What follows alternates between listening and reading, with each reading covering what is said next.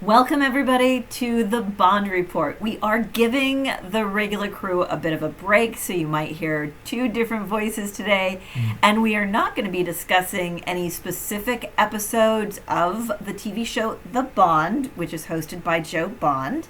Instead, we're going to be talking about a concept, the concept of a circular economy. Have you ever wondered why most of what we throw away ends up in landfills instead of being turned into something new? And what if we could change that? We're talking about a concept which is more than a concept because there are also plans attached to it that we will likewise discuss. So, defining the topic, the circular economy is a system that eliminates waste by keeping resources in use, recycling, instead of the traditional take, make, waste model or single-purpose straws and the like.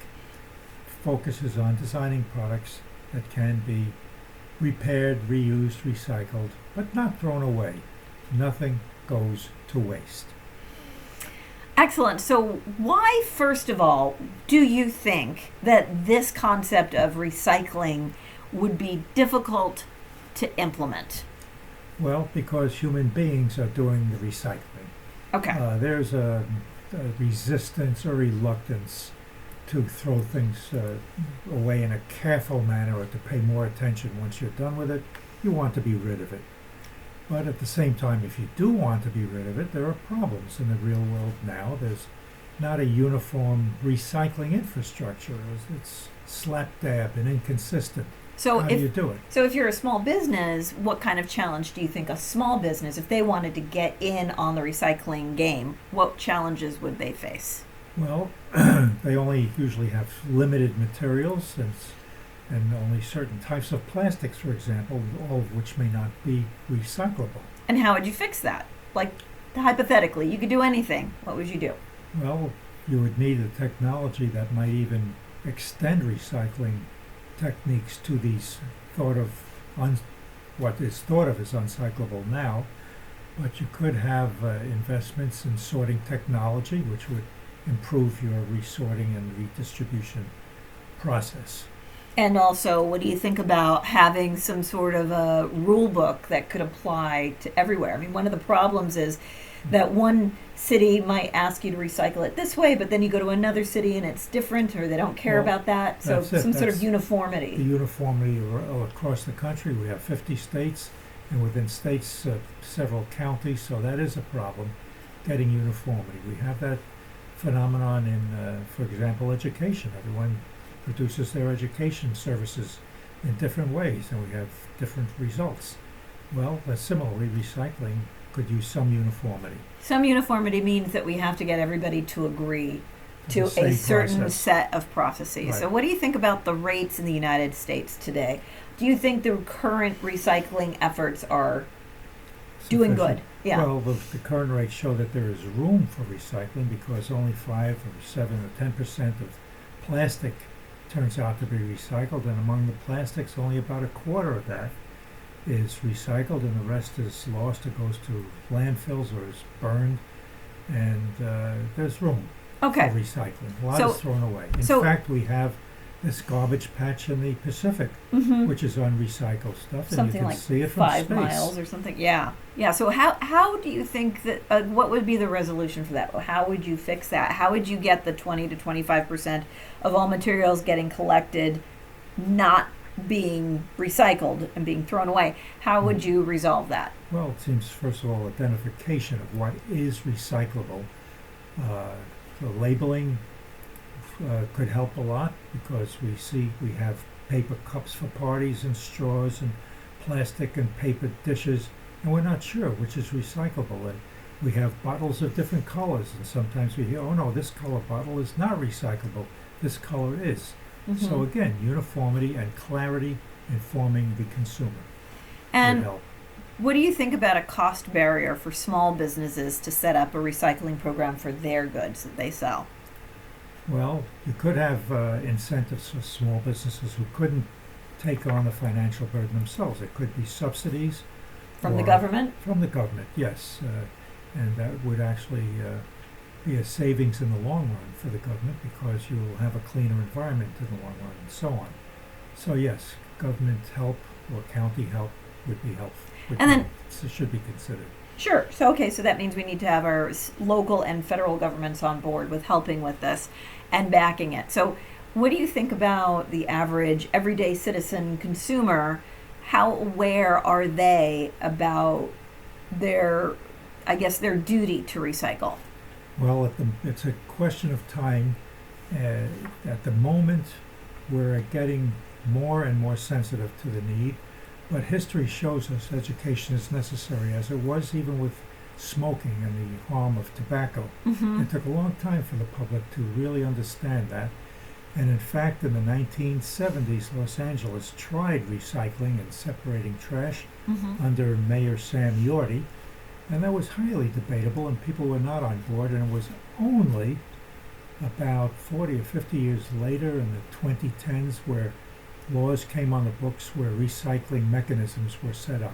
But also only in, I think it was 2022, did they require recycling from single-family residents, single-family homes. Right. So it was the big So- apartment buildings that had to recycle back then, Businesses. and businesses, but the individual homes were not required. And I think back when the mayor was introducing the concept of recycling, he originally wanted to make it easy for the households, like the single-family homes. So they just threw everything into one trash can, and he relied on sorting centers to do the parsing. And Right. but then 20 years, 30 years later, that wasn't working. So now they're asking the people who live in those single-family homes to help out with that pre-sorting, And right? it also shows that the first attempts are usually riddled with errors and not the most efficient ways to do it. So you try it once, it doesn't work.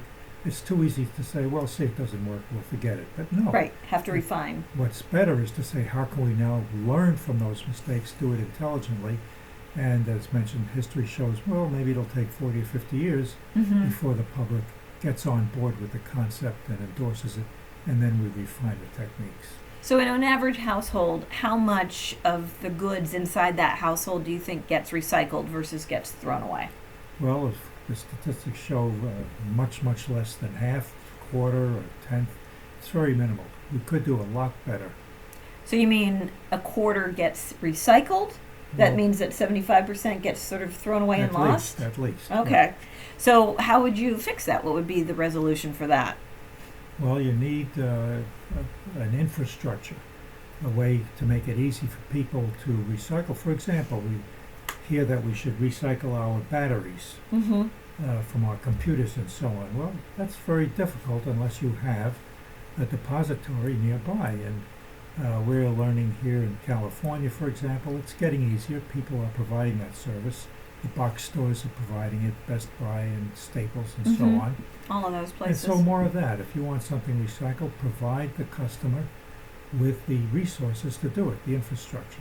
Are there any countries that you can think of outside of the United States who are doing recycling well, that are a good example? Something Well, we can learn from? Yes, it seems that Sweden has, well, they put out the statistic of 99% of its waste is recycled in order to generate energy. So it's not recycled for use, but for another purpose. For the And benefit so- of society? Right, and so they did that through a process of educating the citizens, and they realized the common sense of it all. Yes, if I throw this out, I can go to create energy at a savings. Why not? And Now- we have also public or foundations like the MacArthur Foundation, which is well known for its Genius Awards it gives every year. Mm-hmm. Mm-hmm. It promotes systematic change for business to adopt circular models globally. They're worldwide. And already there are companies like TerraCycle. They deliver products in reusable containers. They collect them for cleaning and reuse. So have a full loop? Yeah, and then- there's Amsterdam's Mhm. circular economy pilot. They have its raw material use. They plan to by 2030 by innovative policies and incentives. Then there's something Europe has called the Zero Waste Cities Initiative. which is a network of cities sharing best products in recycling. Now, it's a brand new area, so we can't say exactly what the rules are because we are learning and we are developing these rules and processes. Okay, but now let's say somebody says, sure, recycling, good for the economy, good for the environment, all that, but it's really a lot of bother. It's too much effort. So how would you address that and say, here are the clear advantages of a circular economy which does do the recycling? Well, the advantages are evident because you need fewer resources. You're not mining and wasting. The dependency on resources which are finite is impacted. It also cuts down on the landfill. We mentioned the garbage patch in the Pacific. Oh, wouldn't that also cut down on pollution? And also pollution. So Yeah. we have a lot of landfill problems and save money by reusing material. And in order to reuse material, you need sometimes new technologies. Well, that encourages new technologies or innovation. Yeah. So that already is creating another industry, which we could discuss later. But that would also help out with creating new businesses. And wouldn't Right. that be good for the economy? Could be a boost to the economy. So that's a factor to keep in mind. We'll come back to that because there are other factors I'd like to talk about. Okay, sure. But okay, so then how would you encourage a customer who buys a product to actually later recycle that product? What's the benefit to the customer and how could you get them to be more engaged? Well, if you're a business, you can offer coupons in exchange for returned products. And that would encourage the customer to save the products, bring them back, and then get the Isn't rewards that a from the little bit business. like the blue stamps that you used to collect The shopping back in stamps, right. yeah, sort of that type of a Right. thing. And what are your feelings on rewarding the customer with, say, a sale or a discount? Right, some kind of money saving, either cash or reduced price or discount on the products. There are a lot of ways to encourage the customer, but the business has to have a loyalty program which does exactly that. Now, we're not foreign to the idea of loyalty programs. Airlines have it, and Credit cards have it. credit cards have it. Yeah, so I mean, loyalty programs and rewards for behaving in certain ways already is part of our marketplace, and this could be now included, recycling. and then offering extra services. So instead of like what you're saying with the battery, bringing the battery to a place where you recycle that laptop battery, what about instead having pickup places that are in communities? Not instead, but alongside of, sure. Yeah, so You the could add that logistics, service, the you know, logistics right. are taken care of. That's right. And do you want to address any thing with how would you optimize this model?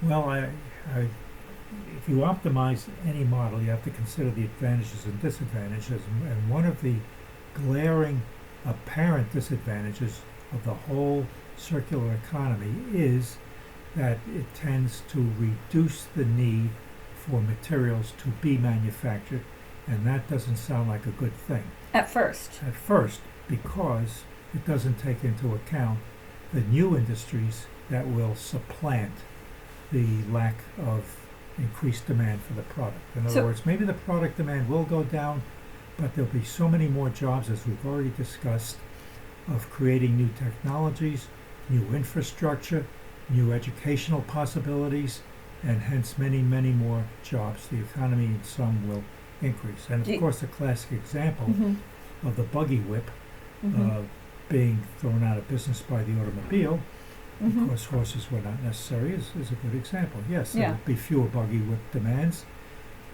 but there'll be thousands of more jobs, which you now know today from the auto industry, which is evolving from gas to electric and so on. It's a thriving part of our economy. So what companies today would do who are actively doing recycling? Like fashion is a big thing because fashion comes in seasons and it's out of season now. That seems almost built in for obsolescence, to throw away, wear and throw away, get the new thing. So give me some examples of some companies that are actively recycling and in business, successful. Well, that's right. That's a very good point because there are already activities and companies exactly in the area of making recycling an industry. For example, there's a company, ThreadUp, Mm-hmm. which is online, and that's essentially a thrift store where you submit your materials. Instead of throwing them out, Okay. you say, here, sell them for me, please, and they do. Okay. Then there's also Poshmark, which Oh, is, the fashion they reseller. Yeah. specialize in fashion, so Uh-huh. no kitchen pots and pans, but certain things they Well, always if sell. it's a posh kitchen pot and pan, maybe they would. Yes, maybe so indeed. Um, And well, speaking of fashion, you have Depop, which is also fashion resale. And as we mentioned, fashion is very prone to waste yeah. because it encourages the new thing, the new look. Throw away what you have, buy the new thing. Mm-hmm. But now we have these resources to recycle them. But there's also some companies that are renting clothes now. Even Renting, right. Like formal dresses and formal wedding dresses. So there are some people that actually buy something and wear it for an occasion, and then they just don't cut the tags off, and then they try and return it. Well, we don't recommend that. That do doesn't not sound recommend very that. ethical. But in order to avoid that, they can get things by going to clothing rental companies and Yes, such. do, But yes, do it but- legitimately. exactly, Say, I am exactly. renting, I am not gaming the system. Right. So you can wear it for that one evening. You're not hurting the bottom line of the retail Right. market, and you are still getting your fancy outfit that you can just return because you just Right. rented that formal And dress. in my case, I would, for example, be interested in renting a handlebar mustache. Oh, they're very Because, good. Yes. I don't want to take the time to grow one. That's months and months and a lot of mustache wax. Right. So such an outlet would be very much patronized by myself. Excellent. Okay, well that's very helpful, I'm sure, Yes. for a listening audience. And but practical. but Yes. how about some companies that do resell? So you mentioned That's Depop. Oh, recycling and clothing. the Real is also for more luxury things. That- But let's get out of fashion and let's go to companies. How can a company make a profit still? If they're concerned that if I sell less of my widget, how do I still make money? What are some examples of what could they do in order to make money? Well, that's a good question because as we see from Xerox, they have exactly that problem, if you want to call it that. So what they do is to lease their photocopiers and printers, and they do the maintenance. So they don't worry about selling it and having the customer junk product after a while. And that way they can maintain it and keep and update it even and keep the material in service much longer. Okay, And so never goes to the waste bin. so product as a service. Right. Okay, and then what about The- take-backs? Right, as we see today, it so happens at this moment, Apple is advertising, give us your old phone in any condition, and then they would show on television the cracked screen and looks horrible. Give us your phone and we'll give you credit for a new phone. So it's sort of So like a down payment, using your old device as a down payment to Right. buy a new device. It's a form of crackled cash. Okay, so it's sort of a trade-up type program, right? That's a so good way to so look you're at it. using it as here's my old phone, but I'm now going to give it back to you. Give me a discount on the brand new phone. Right. So okay, and what about upcycling? Well, actually, that's interesting that if people are concerned about recycling, there are companies who tell the customer, yes, we are also concerned about recycling. And so Patagonia actually uses old recycled products to incorporate in their new products. And that appeals to that certain class of customers. So just the recycling factor itself is an appealing thing to the customer who says, I am doing the right thing. Mm-hmm. I'm not wasting products. I'm using recycled products. Patagonia taps into that very noble attitude.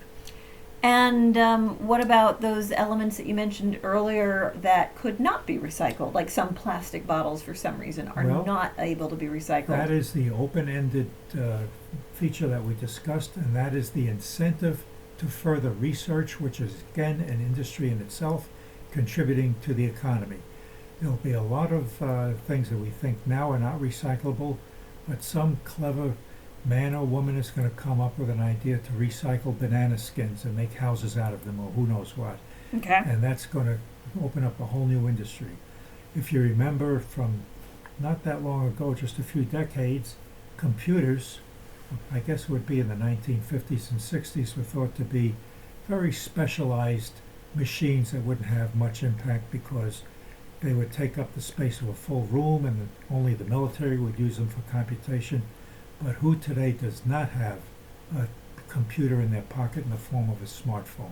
So these things which we have no idea how they will grow, may grow and improve our lifestyles enormously. But places like TerraCycle, I understand that they actually take things that you think would normally be trash. They have some examples that, for example, were able to make a table out of some toothpaste tubes and toothbrushes. They were There you able go. to make a coffee table out of cigarette butt wastes. Even a watering can from crisp pockets made from various waste streams. There's a ashtray which was made from used cigarette butts, and a ping pong table also from cigarette waste. So all of these types of things that you think, oh, who could recycle that? Even say the skins that you get on an onion, take that, put it into a separate spot, and maybe somebody can make a brand new product out of that. Well, as I've mentioned, make houses out of banana peels. Sure, I'm So sure I'm waiting somebody for can that to happen, do that. and, There's benches that you can make out of reused plastic, playground equipment. I mean, all sorts of things that could really help a community out. but I wouldn't make benches out of banana skins because people It'd be too sitting down slippery. would just slide right off. And what you see in the But- park are empty benches with people sitting beside them on the lawn. Right. So but sometimes that's not every that's invention not is everything needs to be recycled exactly. But Right. but you can also still think about the like the clothing rental. Like a couple of places that do clothing rentals are more clothing, Stitch Fix, Nuuly, NUULY for renting clothes. There's Fashion Pass, which gives you the ability to just rent any 10 things a month. Rent the Runway.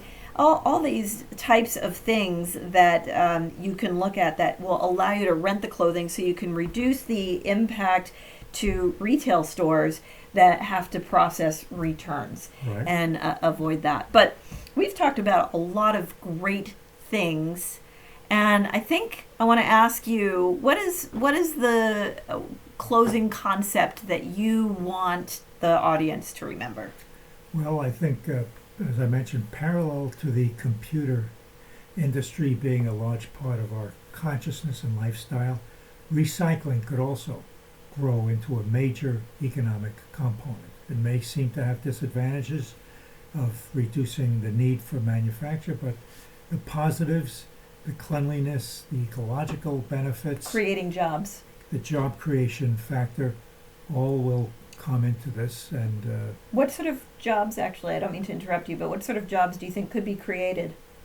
well, I think we alluded to some of them, that you have research into how to reuse products that we think are unreusable. Okay, so you'd have a recycling consultant. Right. Yeah, you would have That the could- whole infrastructure, so you'd have to have, let me say, a conveyor belt structure for Mhm. going from consumer back to the consumer, from consumer Full- to full life reusable cycle. product back to the consumer Mhm. in that cycle. Mhm. And all that machinery and organization and administration is another industry. All new jobs. Okay, Right. so it's really a call to redesign the way that the people live and consume products today. Right, and to create jobs that we have no idea about today is almost an act of faith, but it seems always to happen.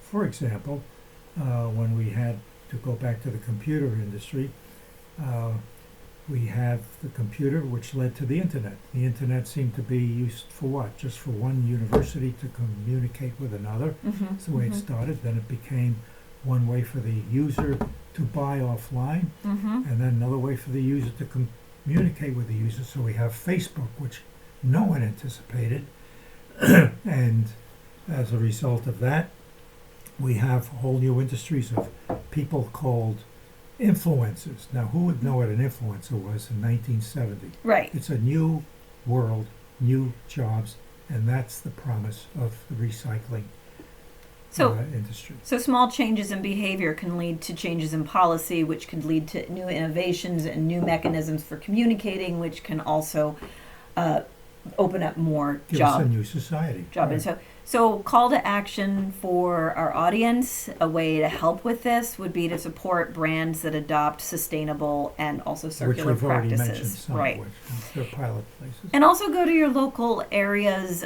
your local government, to see about recycling programs that you might be able to help either organize or help to grow. Start at home by doing some simple repairing or repurposing of items. Instead of throwing them away, think about giving them away. Right.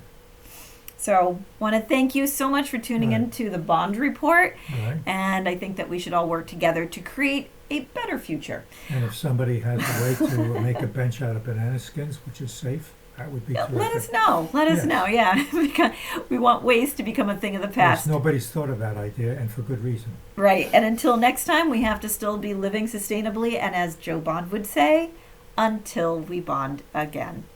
Righto.